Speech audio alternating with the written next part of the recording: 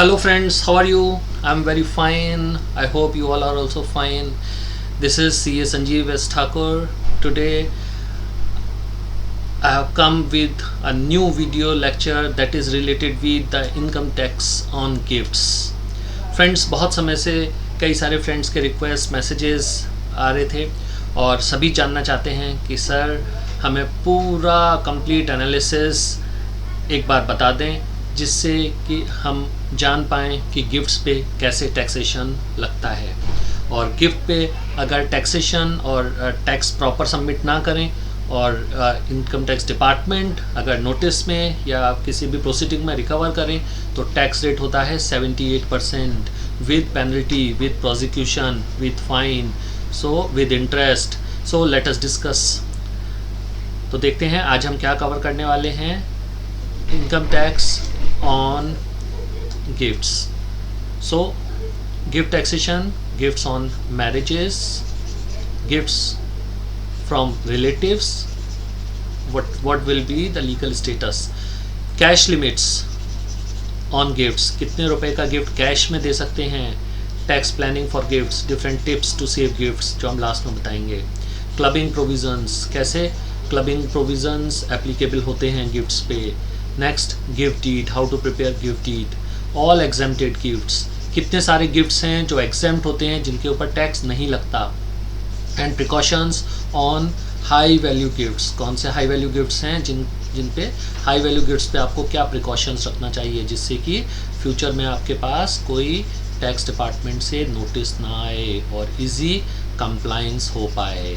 तो देखते हैं फ्रेंड्स, लेट अस स्टार्ट.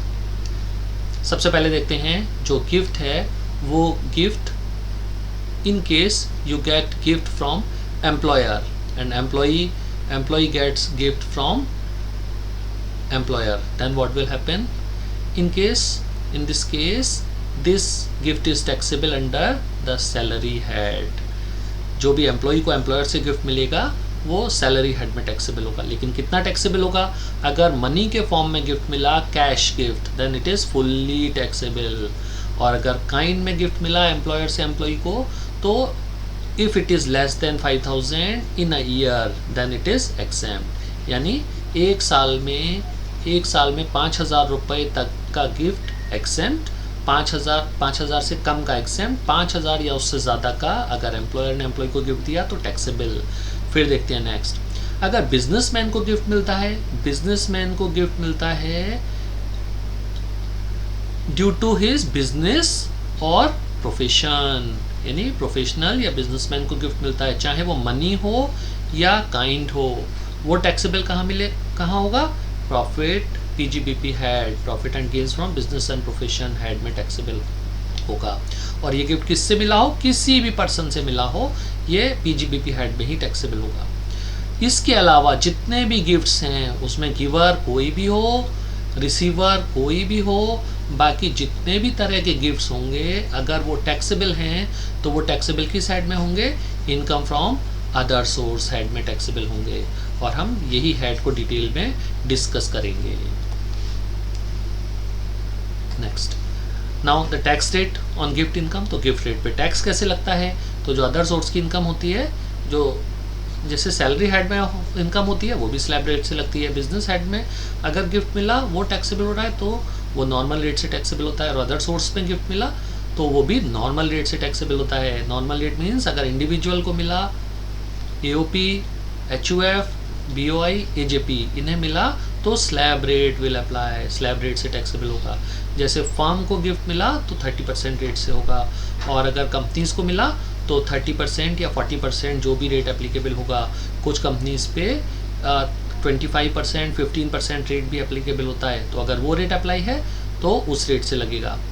और इंडिविजुअल और एचयूएफ बाकी सारे डिडक्शंस के साथ 87A की रिबेट का भी बेनिफिट ले सकते हैं. तो देखते हैं फटाफट एक एग्जाम्पल, और इस एग्जाम्पल से देखते हैं कि गिफ्ट टैक्सेशन कैसे होता है. सपोज मिस्टर ए हैं, उनकी इनकम है 5 लाख रुपए, गिफ्ट से इनकम है, ये इन्हें 5 लाख रुपए का गिफ्ट मिला और इनकी एज है 45 ईयर्स. इन्हें फ्रेंड से गिफ्ट मिला है, फ्रेंड से मिला है तो एग्जाम्प्ट नहीं है, वो हम आगे देखेंगे. अब इनकी टैक्स लायबिलिटी देखते हैं, कैसे टैक्स लायबिलिटी कंप्यूट करेंगे. तो टैक्स लाइबिलिटी कंप्यूट करने के लिए नॉर्मल रेट से टैक्स लगेगा। Normal rate mean slab rate. तो स्लैब रेट क्योंकि 45 ईयर्स के हैं, 0 से 2,50,000 तक निल, तो टैक्स भी कितना बना, निल। फिर 2 लाख से 5 लाख के बीच में आए 2.5 लाख, उस पर एट द रेट ऑफ 5% कितना टैक्स हुआ, 12,500। और 12,500 में से इन्हें मिल गई, क्योंकि 5 लाख तक है इनकम, तो इन्हें मिल गई 87A की रिबेट। रिबेट कितनी मिल गई, 12,500। तो टैक्स लाइबिलिटी कितनी हो गई, निल। तो इनकी टैक्स लाइबिलिटी हो गई निल। नेक्स्ट देखते हैं। Now we come to types of gifts. कितनी तरह के गिफ्ट्स होते हैं। इनकम टैक्स पर्पज से गिफ्ट्स 3 तरह के होते हैं। First is gift received in money. Money means cash, cheque, bank transfer, e transfer, electronic transfer, किसी भी तरह का कैश फॉर्म में गिफ्ट, चाहे बैंक अकाउंट के थ्रू, चाहे hard cash. Second is movable assets. Movable assets पे क्या कवर होता है, केवल जो यहाँ असेट्स दिए हैं, only these assets are covered under gift taxation. That means अगर कोई और असेट आपको गिफ्ट मिलती है तो वो टैक्सेबल नहीं होगी। तो देखते हैं क्या क्या टैक्सेबल है। Jewellery, bullions, gold biscuits, gold bars, they are called as bullion, silver biscuit, silver bars. Then shares and securities, drawing and paintings, sculptures, archaeological collection, and any work of art. They are known as movable assets, and only these movable assets are taxable under gift taxation. Only these assets are covered under the definition of movable assets. That means अगर आपको watch मिलती है, is watch covered here? No. तो gift taxation नहीं आएगा। जैसे आपको car मिलती है तो कार कवर है या नहीं कवर है, तो कार पे गिफ्ट टैक्सेशन नहीं आएगा। फिर देखते हैं third, immovable assets. Immovable assets क्या है, लैंड और बिल्डिंग। तो 3 तरह के असेट्स होते हैं, तीनों पे टैक्स स्ट्रक्चर देखते हैं। अगर आपको कैश में गिफ्ट मिला है और 50,000 रुपये या उससे कम का गिफ्ट है, तो एक साल में एग्रीगेट सारा मिला के, सारे गिफ्ट्स मिला के, अगर एक साल में 50,000 से कम रिसीव किया आपने तो एग्जेम्प्ट, और 50,000 से ऊपर किया तो सारा टैक्सेबल।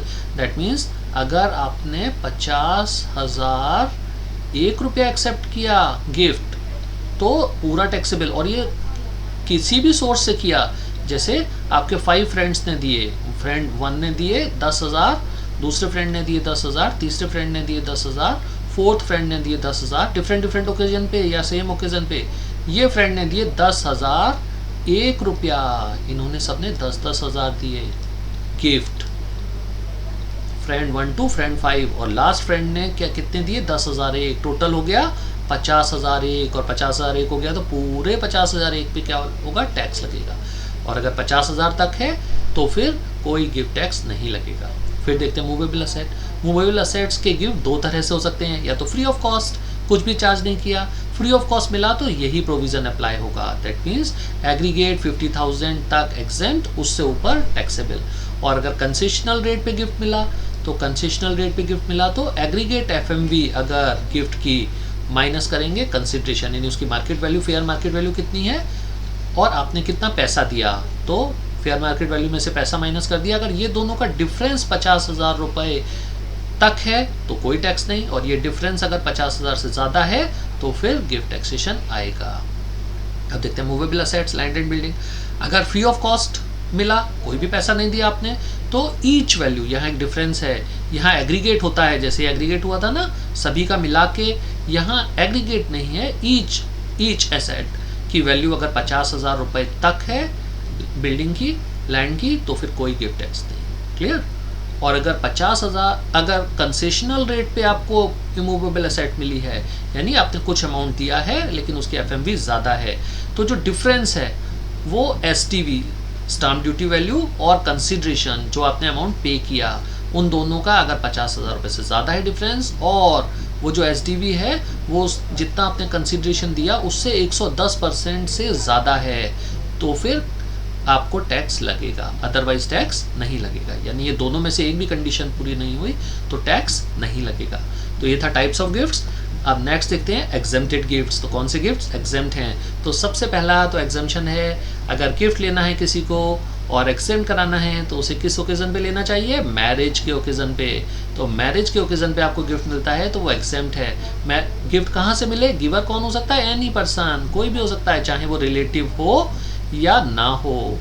क्लबिंग प्रोविजन अप्लाई होंगे, yes apply, clubbing provision apply होंगे। क्लियर, तो हम देखेंगे क्लबिंग प्रोविजन कैसे अप्लाई होते हैं। रिसीवर कौन हो सकते हैं, रिसीवर मैरिज के केस में केवल ब्राइड और ग्रूम ही हो सकते हैं, दूल्हा दुल्हन नहीं हो सकते हैं। लोग सोचते हैं फादर को मिला, ब्राइड के फादर को या ग्रूम के फादर को मिला गिफ्ट तो वो एग्जेम्प्ट होगा, नहीं, किसे मिला, दूल्हा दुल्हन को मिला, वही गिफ्ट एग्जेम्प्ट होगा। अब देखते हैं प्रिकॉशन, अगर मैरिज के टाइम पे आपको हाई वैल्यू गिफ्ट मिलते हैं तो क्या प्रिकॉशन रखना चाहिए। फर्स्ट प्रिकॉशन, आप जब भी गिफ्ट लें तो उनके एविडेंस रखें, प्रूफ रखें अपने पास, जिससे अगर बाद में कभी टैक्स डिपार्टमेंट से नोटिस आए तो आप उसे सेफगार्ड कर सकते हैं, एविडेंस शो कर सकते हैं। तो जैसे आप पिक्स रखें गिफ्ट की, वीडियोग्राफ्स रखें, गिफ्ट डीड रखें, गिफ्ट डीड हम लास्ट में बताएंगे इस लेक्चर में, how to prepare gift deed. और अगर आप ये प्रूव नहीं कर पाते हैं, बाद में नोटिस आए, रेड हो, रिकवरी हो, सर्वे हो, कहीं भी किसी भी स्टेज पे अगर आप प्रूव नहीं कर पाते हैं वो गिफ्ट कहाँ से मिला, तो फिर टैक्स जो लगता है वो टैक्स रेट 60% होता है, इस 60 का 15% सरचार्ज होता है और इन दोनों को ऐड करके 4% हायर एजुकेशन सेस होता है, तो ये टोटल हो जाता है 78%। प्लस इस पे लगता है इंटरेस्ट, प्लस इस पे लगता है पेनल्टी और प्रोसिक्यूशन भी हो सकता है। इसलिए जनरल अंडरस्टैंडिंग लोगों की होती है कि गिफ्ट मिला ना, अगर नोटिस आया तो कह देंगे गिफ्ट मिला, ऐसे नहीं होता। गिफ्ट है तो आपको प्रूव करना पड़ता है कि वो गिफ्ट मिला, कहाँ से मिला। तो सबसे अच्छा है आप उसका एविडेंस रखो, गिफ्ट का एविडेंस है मैरिज पे मिला, दैट्स ऑल, आप उसे गिफ्ट को एग्जेम्प्ट क्लेम कर सकते हैं। अगर एक और प्रिकॉशन है कि अगर गिफ्ट 2 लाख रुपए से ज़्यादा का मिला तो आपको कैश में नहीं लेना है। कैश में कितना ले सकते हैं, 2 लाख तक ही। ये जो कैश लिमिट होती है वो सभी तरह के बिजनेस ट्रांजैक्शन के लिए, पर्सनल ट्रांजैक्शन के लिए होती है। और ये जो 2 लाख है वो एक ओकेजन पे हो या एक दिन में हो। एक दिन में बिजनेसमैन किसी से 2 लाख से ज़्यादा कैश नहीं ले सकते, लेंगे तो वो इनकम में इंक्लूड हो जाएगा और भी रिपरकशंस होते हैं। और किसी एक ओकेजन पे भी 2 लाख से ज़्यादा नहीं ले सकते। जैसे मैरिज में आपने बैंक्वेट हॉल बुक कराया तो ये एक ओकेजन हो गया, उस ओकेजन में आप पूरी मैरिज के ओकेजन में चाहे 4-5 फंक्शन क्यों ना हो 4-5 दिन में, वो 2 लाख रुपए से ज़्यादा का कैश आप नहीं दे सकते या ले सकते। अब अदर ओकेजन, यहाँ जो एग्जाम्पशन है वो केवल मैरिज के लिए है। अब लोगों का क्या अंडरस्टैंडिंग होती है कि मैरिज एग्जाम्प्ट होता है ना, तो मैरिज एनिवर्सरी पे गिफ्ट मिला वो भी एग्जाम्प्ट होगा, नहीं, ऐसा नहीं होता। मैरिज पे गिफ्ट एग्जाम्प्ट होता है, मैरिज एनिवर्सरी पे गिफ्ट एग्जाम्प्ट नहीं होता। तो ये जो मैरिज एनिवर्सरी है ये गिफ्ट एग्जाम्प्ट नहीं है। बर्थडे पे गिफ्ट मिला ये एग्जाम्प्ट नहीं है। हाँ, वो 50,000 वाली लिमिट है, वो एग्जाम्पशन मिलेगी, वो तो जनरल है, सबको मिलती है, लेकिन फुल्ली एग्जाम्प्ट मैरिज पे गिफ्ट नहीं होता। नेक्स्ट देखते हैं एग्जेम्प्टेड गिफ्ट में रिलेटिव्स। तो अगर कोई गिफ्ट है वो आपको रिलेटिव से मिला, तो अगर रिलेटिव कौन होते हैं, रिलेटिव में हस्बैंड के लिए वाइफ रिलेटिव होती है, husband brother and sister relative होते हैं, मदर फादर के ब्रदर और सिस्टर और उनके स्पाउस, ग्रैंडफादर ग्रैंडमदर उनके स्पाउस, लीनियर डिसेंडेंट यानी अपने सन और डॉटर और उनके स्पाउस, वाइफ के पेरेंट्स, मदर फादर, वाइफ के ग्रैंड पेरेंट्स, ये कौन होते हैं, रिलेटिव्स होते हैं। तो रिलेटिव से अगर गिफ्ट मिला तो वो गिफ्ट एग्जेम्प्ट होता है, लेकिन क्लबिंग प्रोविजन अप्लाई होते हैं। दैट मींस रिलेटिव से गिफ्ट मिला, यानी ये टैक्स पेयर है, टैक्स पेयर कौन है, ये रिसीवर है, इसका कौन है, रिलेटिव होना चाहिए। तो अगर रिलेटिव से गिफ्ट मिला तो फिर वो गिफ्ट एग्जेम्प्ट होता है, उस गिफ्ट पे टैक्स नहीं लगता। लेकिन क्लबिंग प्रोविजन अप्लाई होते हैं। क्लबिंग प्रोविजन मीन्स गिफ्ट तो इंक्लूड नहीं होगा, लेकिन उस गिफ्ट से अगर कोई इनकम हो, जैसे हस्बैंड ने वाइफ को, स्पाउस को 5 लाख रुपीज गिफ्ट दिया, 5 लाख रुपीज का गिफ्ट दिया, ठीक है, गिफ्ट मिला तो ये एग्जेम्प्ट है, वाइफ की इनकम में इंक्लूड नहीं होगा। लेकिन वाइफ ने इसे इन्वेस्ट कर दिया, इस गिफ्ट से करा दी एफडी, और इस एफडी पे 10% की रेट से सपोज 50,000 रुपीज का इंटरेस्ट आया।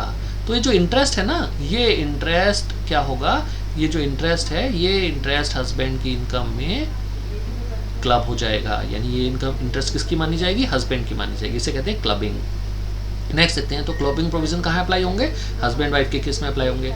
फादर मदर इन लॉ ने अगर सन्स की वाइफ यानी बहू को के नाम पे अगर ट्रांसफ़र किया तो भी क्लबिंग प्रोविज़न अप्लाई होंगे। अगर माइनर चाइल्ड को ट्रांसफ़र किया फादर मदर ने तो भी अप्लाई होंगे। HUF के किसी मेंबर ने किसी भी HUF हिंदू अनडिवाइडेड फैमिली को ट्रांसफ़र किया तो भी अप्लाई होंगे। और रिवोकेबल ट्रस्ट अगर आप ऐसा ट्रांसफ़र करते हैं जो रिवोकेबल है, दैट मीन्स आप कभी भी उसे कैंसिल कर सकते हैं गिफ्ट को, तो ऐसे गिफ्ट पे भी क्लबिंग प्रोविज़न अप्लाई होंगे। क्लबिंग प्रोविज़न कहाँ नहीं, जैसे फादर मदर ने मेजर सन को ट्रांसफ़र किया तो क्लबिंग प्रोविज़न अप्लाई नहीं होंगे। दैट मीन्स ये जो 50,000 की FD की इनकम थी वो मेजर सन की ही टैक्सेबल होगी। क्लियर? आगे देखते हैं स्पेसिफिक पॉइंट्स कुछ जो देखने चाहिए रिलेटिव से गिफ्ट लेने में। For HUF all members are relative. HUF के केस में क्या होता है, इंडिविजुअल के केस में हमने देख लिया। HUF के केस में जितने भी HUF के मेंबर्स होते हैं सब रिलेटिव होते हैं। कजिन्स रिलेटिव नहीं होते। लोगों की जनरल अंडरस्टैंडिंग होती है कि मैंने अपने कजिन से, चाहे वो मैटरनल साइड का कजिन हो चाहे पेरेंटल साइड का कजिन हो, तो उनसे लिया गिफ्ट तो वो रिलेटिव है, वो रिलेटिव नहीं होते। नेफ्यू नीस के लिए अंकल रिलेटिव होते हैं, यानी अंकल ने अगर कोई गिफ्ट दिया, किसे दिया, नेफ्यू या नीस को, तो वो जो गिफ्ट है वो गिफ्ट एग्जेम्प्ट होगा, रिलेशन में आएगा। लेकिन अगर नेफ्यू या नीस ने गिफ्ट दिया अंकल को, इनके लिए अंकल रिलेटिव हैं, लेकिन ये अंकल रिलेटिव हैं लेकिन अंकल के लिए नेफ्यू नीस रिलेटिव नहीं हैं, तो यहाँ पे क्या आएगा, टैक्स आएगा और ये जो गिफ्ट होगा वो गिफ्ट क्या होगा, एग्जेम्प्ट होगा। क्लियर? नेक्स्ट देखते हैं। अब एग्जेम्प्टेड गिफ्ट और कौन से होते हैं, तो और भी गिफ्ट्स हैं जो एग्जेम्प्ट होते हैं। अगर आपको विल में कोई प्रॉपर्टी मिली है, अगर विल में कोई प्रॉपर्टी मिली है तो वो एग्जेम्प्ट होगी। ऐसी इरेवोकेबल ट्रस्ट अगर क्रिएट किया है आपने तो भी वो गिफ्ट एग्जेम्प्ट होगा। अगर डेथ में, अगर किसी की डेथ हुई है और डेथ के समय उन्होंने कोई एसेट ट्रांसफ़र की है at the time of death और before death immediate before death, तो वो एग्जेम्प्ट होगा। तो वो एक आप ऐड देखते हैं ना कि एक ज़ीरो और ऊपर से एक ड्रॉप गिरती है एमसील का और वो एक ज़ीरो ख़त्म हो जाता है, तो वो father is on dying bed और वो बहुत सारे ज़ीरो विल पे बढ़वाता जाता है, बहुत सारे ज़ीरो, और उसके बाद ये जो एक है 1, इस पे एक आके ड्रॉप गिरती है और 1 रब हो जाता है, तो 0 बचते हैं लाइफ में, वो ऐड, तो वही वैसी वाला। गिफ्ट रिसीव फ्रॉम, अगर किसी हॉस्पिटल से गिफ्ट मिला या मेडिकल इंस्टीट्यूशन से गिफ्ट मिला वो भी एग्जेम्प्ट है। यूनिवर्सिटी से गिफ्ट मिला या कॉलेज या ट्रस्ट से गिफ्ट मिला तो भी वो एग्जेम्प्ट है, ये कॉलेज होगा, यूनिवर्सिटी और कॉलेज। फिर किसी ऐसे ट्रस्ट से गिफ्ट मिला जो गिफ्ट वो ट्रस्ट है, वो ट्रस्ट क्या है, सेक्शन 12A में रजिस्टर्ड है। लोकल अथॉरिटी से गिफ्ट मिला तो वो एग्जेम्प्ट है। HUF का अगर पार्टीशन होता है और पार्टीशन में मेंबर्स को गिफ्ट मिलता है वो भी एग्जेम्प्ट है। अगर 100% होल्डिंग कंपनी अपनी सब्सिडरी को ट्रांसफ़र करती है या 100% सब्सिडरी कंपनी अपनी होल्डिंग कंपनी को ट्रांसफ़र करती है तो वो गिफ्ट एग्जेम्प्ट है। ML कमीशन और डीमर्जर में जो गिफ्ट मिले वो भी एग्जेम्प्ट है। नेक्स्ट देखते हैं गिफ्ट टैक्सेशन एंड क्लबिंग के कुछ एग्जाम्पल हमने लिए हैं जिससे आपको बहुत क्लैरिटी आएगी। जैसे फर्स्ट एग्जाम्पल है 1 लाख रुपए का लोन लिया, तो आपने लिया क्या, लोन, आपने लिया लोन, तो क्या लिया, लोन लिया। क्लियर? कलर चेंज कर लेते हैं, लोन लिया। अगर आपने 1 लाख रुपए का लोन लिया तो लोन तो गिफ्ट नहीं होता ना, चाहे फ्रेंड से लिया किसी से भी लिया, और सेफ साइड आपने बैंक अकाउंट के थ्रू लिया और विद लोन डीड भी बनवा लिए। एक छोटा सा एक डीड होती है, वो हम लास्ट में डिस्कस करेंगे। तो फिर ना तो गिफ्ट टैक्स लगेगा और ना ही इस पर क्लबिंग होगी। फिर आपने 70,000 रुपए का गिफ्ट लिया, किसने लिया, mister A from his wife से लिया, और वाइफ कौन है, रिलेटिव, तो रिलेटिव है तो गिफ्ट टैक्स तो नहीं लगेगा, और लेकिन क्लबिंग प्रोविजन अप्लाई होंगे। फादर ने गिफ्ट दिया 1 लाख गिफ्ट दिया किसे, माइनर सन को दिया तो रिलेटिव तो है ना, तो गिफ्ट टैक्स नहीं लगेगा। मेजर सन को दिया, माइनर को दिया या मेजर को दिया, दोनों रिलेटिव है ना, तो गिफ्ट टैक्स तो नहीं लगेगा। लेकिन माइनर सन को दिया तो क्लबिंग प्रोविजन लगेंगे, मेजर सन को दिया तो क्लबिंग प्रोविजन नहीं लगेंगे। HUF मेंबर ने 2 लाख रुपए का गिफ्ट दिया टू हिज HUF, मेंबर ने HUF को दिया, तो ये दोनों रिलेटिव होते हैं ना, HUF मेंबर्स और उनका HUF, तो गिफ्ट टैक्स तो नहीं लगेगा लेकिन क्लबिंग प्रोविजंस लगेंगे। मिस्टर ए ने कार गिफ्ट की, कार ऐसा मूवेबल असेट है जो कवर नहीं है, तो कार कितने रुपए की भी गिफ्ट दी आपने उस पर गिफ्ट टैक्स नहीं लगेगा, ना गिफ्ट टैक्स लगेगा तो क्लबिंग भी नहीं होगा। Mister A gifted a building तो है ना इमूवेबल असेट, ये तो असेट है, और 10 लाख रुपए की बिल्डिंग दी to mister B, non relative है तो गिफ्ट टैक्स लगेगा, लेकिन इस पे क्लबिंग प्रोविजंस अप्लाई नहीं होंगे। नेक्स्ट, अब कुछ टैक्स प्लानिंग देखते हैं गिफ्ट से रिलेटेड। तो टैक्स प्लानिंग में for high value gift keep all the documents and proof. ये इंपॉर्टेंट है कि हाई वैल्यू गिफ्ट जब भी हैं तो आप क्या करें, तो आप हाई वैल्यू गिफ्ट जब भी दें तो आप डॉक्यूमेंट्स रखें, प्रूफ रखें, पहले भी बताया हमने। बेटर प्रिपेयर गिफ्ट डीड, सबसे अच्छा तो क्या है, एक गिफ्ट डीड बनाएं और गिफ्ट डीड को रजिस्टर भी करा लें। अगर रजिस्टर करा लें बहुत अच्छा, रजिस्टर ना भी कराएं तो 100 रुपीज़ के स्टाम्प पे, 100 रुपये के स्टाम्प पे सिंपल गिफ्ट डीड बना लें, बेस्ट है। गिव और receive gift through cheque, gift दें तो चेक या बैंक ट्रांसफ़र के थ्रू दें जिससे एविडेंस रहे। कैश लिमिट हमने पहले भी बताया 2 लाख रुपए कैश लिमिट होती है, उससे ज़्यादा के गिफ्ट कैश में ना दें, बैंक अकाउंट के थ्रू दें। गिफ्ट डीड बनानी है 100 रुपये के नॉन जुडिशियल स्टाम्प पेपर पे एक सिंपल लैंग्वेज में गिफ्ट डीड बनवा लें। और इमूवेबल प्रॉपर्टी अगर आपने गिफ्ट लिया है तो उसके लिए रजिस्ट्री भी, जो सब रजिस्ट्रार के यहाँ होती है, वो रजिस्ट्री भी ज़रूर कराएं। नेक्स्ट, गिफ्ट डीड, तो गिफ्ट डीड नेक्स्ट लेक्चर में डिस्कस करते हैं। गिफ्ट डीड को एक बार अच्छे से डिस्कस करेंगे, 1-2 फॉर्मेट्स भी बताएंगे गिफ्ट डीड्स के, और नेक्स्ट लेक्चर में डिस्कस करेंगे। Okay friend, thank you. ये वीडियो आपको कैसा लगा?